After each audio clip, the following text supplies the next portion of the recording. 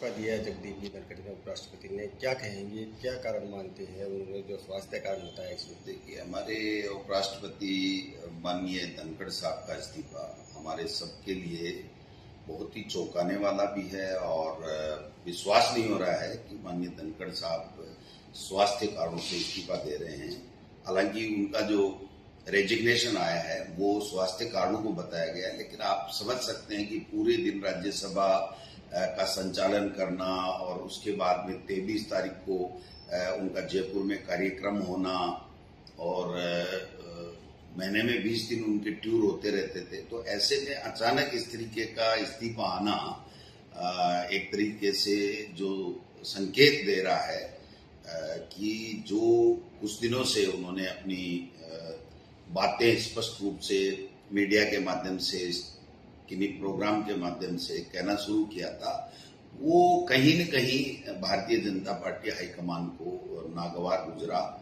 और मैं समझता हूं कि धीरे धीरे परतें खुलेंगी, लेकिन किसान के बेटों के लिए, किसान के लिए, खेती के लिए इनकी सोच ही नहीं है भारतीय जनता पार्टी की। इनको केवल और केवल उनकी नजर से ही पूरी देश और दुनिया को देखे और वो जो कहें वो करे। मैं समझता हूं कि वो धनखड़ साहब नहीं कर पाए और ये जो हम आज देख रहे हैं कि उनका इस्तीफा हो गया है। राजस्थान में भी ऐसा हुआ था,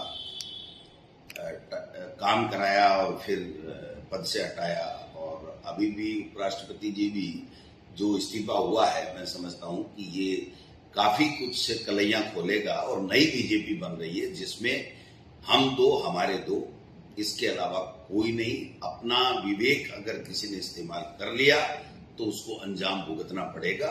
ये जो नया ट्रेंड चला है ये डरावना है, ये लोकतंत्र के लिए, देश के लिए, संविधान के लिए, सबके लिए खतरा है। इसलिए जब परतें खुलेंगी तो मैं समझता हूं कि सारी चीजें स्पष्ट होंगी। लेकिन ये एम्स का बुलेटिन नहीं है, एम्स हॉस्पिटल का कोई बुलेटिन नहीं है कि धनखड़ साहब अब एक दिन भी कुर्सी पे नहीं बैठ पाएंगे, बोल नहीं पाएंगे। ये उनका जो दर्द है वो एक शालीनता के साथ में उन्होंने अपने रेजिग्नेशन में लिखा है, लेकिन ये हमें सोचने को मजबूर करेगा पूरे देश के लोगों को कि जब धनखड़ साहब ने ये बोला कि विपक्ष दुश्मन नहीं होता है और उसको सहजता से लेना चाहिए, उसका सम्मान करना चाहिए। अगर विपक्ष कुछ भी नहीं है, हम ही हैं, हम कहें सो सही, तो ये तो घमंड है। तो मैं समझता हूं ये जो लाइन थी वो उनकी आत्मा से निकली हुई थी और इस लाइन को कहीं न कहीं किसी न किसी को बेचैन कर दिया और वो बेचैनी इस्तीफे के रूप में, धनखड़ साहब के इस्तीफे के रूप में हमारे सामने आई है। देखते हैं इसमें क्या है क्या नहीं है, ये सब चीजें आ जाएंगी। लेकिन मैं ये कहना चाहता हूं, किसान और किसान के बेटे जो भारतीय जनता पार्टी में संघर्ष कर रहे हैं उनका वहां पर कोई स्थान नहीं है। केवल और केवल यूज एंड थ्रो जो काम है वो देश में चल रहा है भारतीय जनता पार्टी की तरफ से।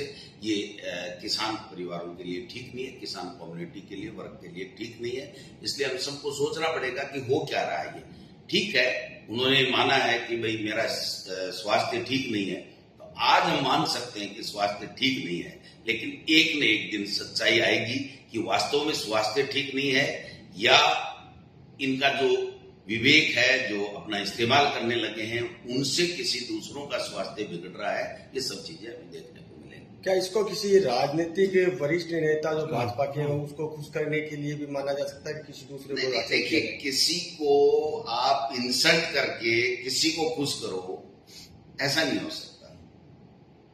मेरा ऐसा मानना है कि देश में सत्ता में तीसरी बार बीजेपी है, तो उनको इस तरीके से किसी को खुश करने के लिए किसी को इंसल्ट करे, ये बात नहीं है। बात और कोई बड़ी है जो धीरे धीरे सामने आएगी, तब पता चलेगा। लेकिन मैं ये कह सकता हूं, हम बराबर कहते रहे हैं कि जिस किसी ने भी भारतीय जनता पार्टी में अपने विवेक का इस्तेमाल किया, विपक्ष को सम्मान दिया, संविधान को सम्मान दिया, तो उसका हश्र यही हुआ है। मैं समझता हूं कि आगे नई बीजेपी पनप रही है जो देश के लिए डरावनी है।